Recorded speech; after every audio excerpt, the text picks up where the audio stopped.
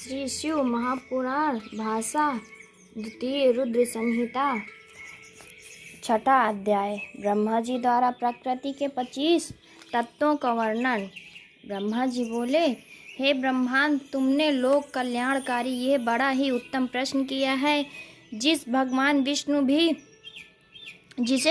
विष्णु भी नहीं जानते। महाप्रलय के समय में सब स्थावर जंगम के नष्ट होने पर जब सूर्य ग्रहण ताराओं से रहित होकर सब अंधकारमय हो गया था और चंद्र दिन रात अग्नि वायु पृथ्वी जल कुछ भी नहीं था, प्रधान आकाश और अन्य तेज भी शून्य हो गया था, तब सुई से भेदन करने योग निरंतर घोर अंधकार में वो एक सद्ब्रह्म ही था जिसको सत कहते हैं।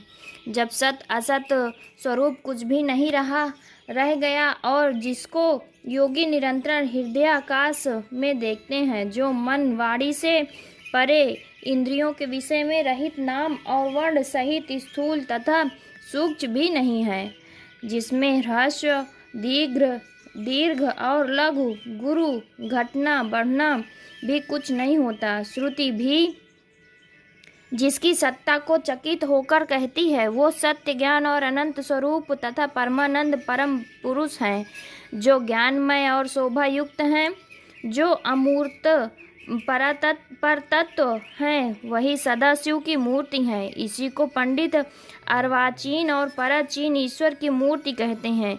उसने अपने शरीर से स्वच्छंद शरीर वाली कभी नाश न होने वाली शक्ति प्रकट की, वही प्रधान प्रकृति, वही गुणवती माया और वही विकार से रहित बुद्धि तत्व जननी कहलाई।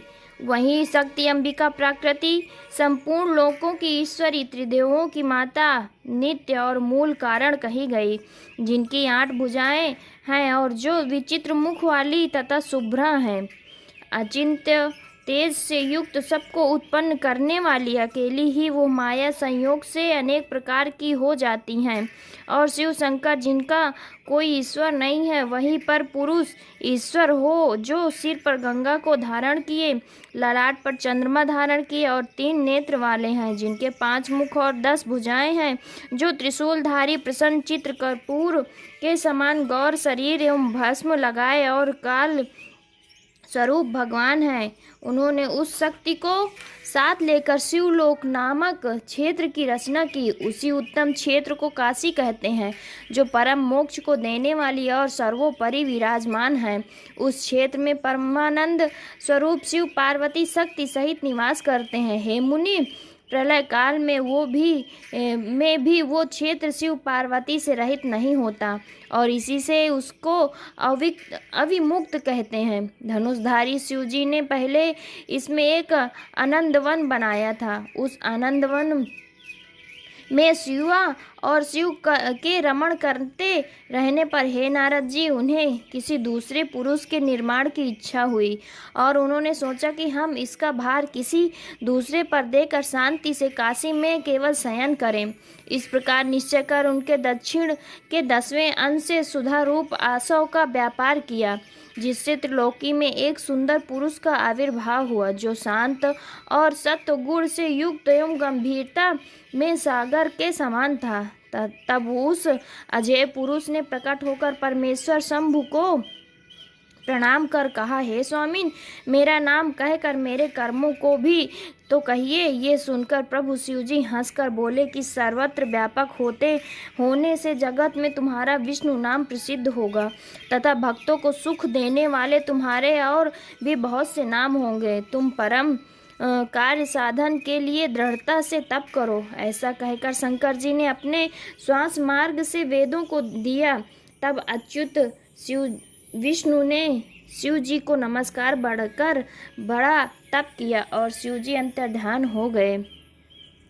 विष्णु जी ने 12,000 दिव्य वर्ष तक तप किया, किंतु तप तब से अब तक उन्होंने अपने मनोरथ कल्याणकारी शंभु का भी दर्शन न पाया। जब उन्हें इसकी चिंता हुई तो शिव जी ने ये शुभ वाणी उत्तम की कि तुम अपने संशय को दूर करने के लिए फिर तप करो। विष्णु जी ने फिर बहुत दिन तक घोर तप किया। तब शिव जी की माया से विष्णु जी के शरीर से अनेक प्रकार की जलधाराएं निकली और वो सब जल शून्य में व्याप्त होकर ब्रह्म रूप हो गया, जिसके स्पर्श से पाप नाश होते हैं। फिर तो वे पुरुष विष्णु जी थक कर प्रसन्नता से बहुत काल तक मोहित हुए और स्वयं ही उस जल पर सो गए। उसी समय उनका श्रुति सम्मत नारायण नाम भी हुआ और प्रकृति पुरुष के बिना उस समय कुछ भी नहीं था।